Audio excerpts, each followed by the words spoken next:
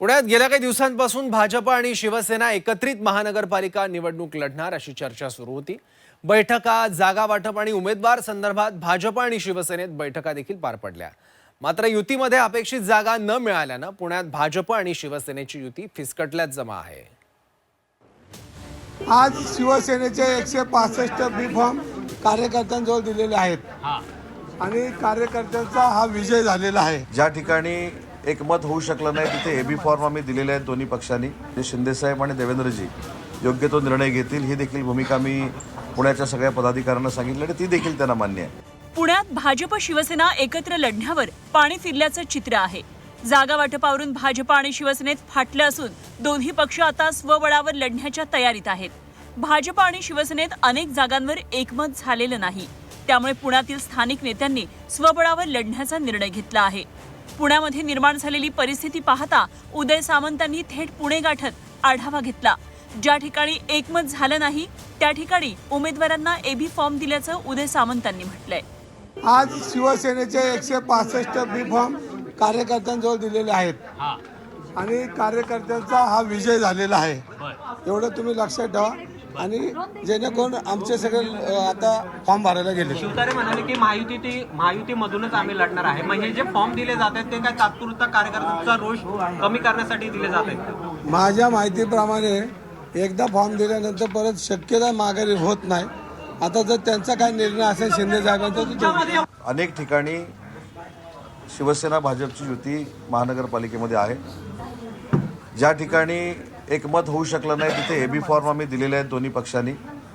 याच्या संदर्भात उद्यापासून चर्चा होईल आणि त्याच्यातनं दोन्ही नेते म्हणजे शिंदे साहेब आणि देवेंद्रजी योग्य तो निर्णय घेतील ही देखील भूमिका मी पुण्याच्या सगळ्या पदाधिकाऱ्यांना सांगितली आणि ती देखील त्यांना मान्य आहे। पुण्यातील भाजप शिवसेनेच्या युतीवर भाजप नेत्यांनी एकीकडे स्पष्टीकरण दिलंय, एकीकडे सर्व जागांवर शिंदेंच्या शिवसेनेनं उमेदवारांना एबी फॉर्म दिले आहेत, त्यामुळे भाजपनं देखील त्यांची रोखठोक भूमिका स्पष्ट केली आहे। आज तरी आमच्या दोन्ही नेत्यांचं एकमत आहे की युती करावी। त्यांचे एबी फॉर्म विड्रॉलची जबाबदारी हे त्या पक्षाच्या नेत्यांची असेल आणि आमची तर भारतीय जनता पार्टीची शिस्तीत कार्यकर्ता असतो।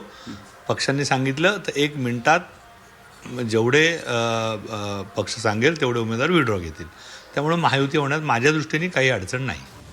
पुणेच नव्हे तर नाशिक आणि नवी मुंबईत देखील भाजप शिवसेनेची युती तुटली आहे।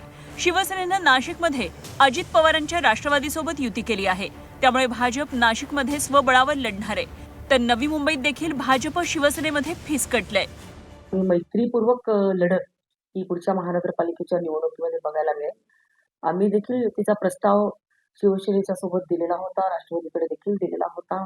त्यांच्या अध्यक्षांशी सर्वांची 2 ते 3 वेळा 4 वेळाची चर्चा झाली, परंतु त्यांनी जी जागांची मागणी केलेली होती ती खूप मोठ्या प्रमाणावर अधिक होती, अवास्तव होती आणि त्यामुळे आज आपण बघत आहोत की त्यांनी युती तोडण्याचा जो निर्णय जो आहे तो घोषित केला। मला एवढं माहिती आहे की आमच्या महानगरपालिकेत युती झाली, बाकीच्या ठिकाणी का नाही झाली याचे काही उत्तर मला माहिती नाही। मी माहिती घेईल आणि त्यानंतर तुम्हाला सांगेन। पुणे, नाशिक, नवी मुंबईसह इतरही ठिकाणी शिवसेना आणि भाजपची युती तुटली आहे।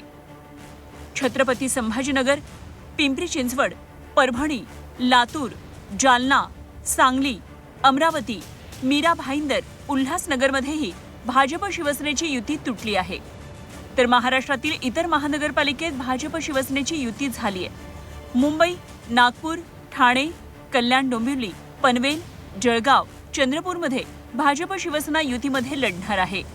भाजप शिवसेनेमध्ये अनेक ठिकाणी जागांवरून फिसकटलं आहे, तसंच दादांच्या राष्ट्रवादीनं देखील स्वबळाचा नारा दिलाय, त्यामुळे भाजप शिवसेना नगर परिषद निवडणुकींप्रमाणे आमने सामने येणार आहेत। ब्युरो रिपोर्ट, झी 24 तास।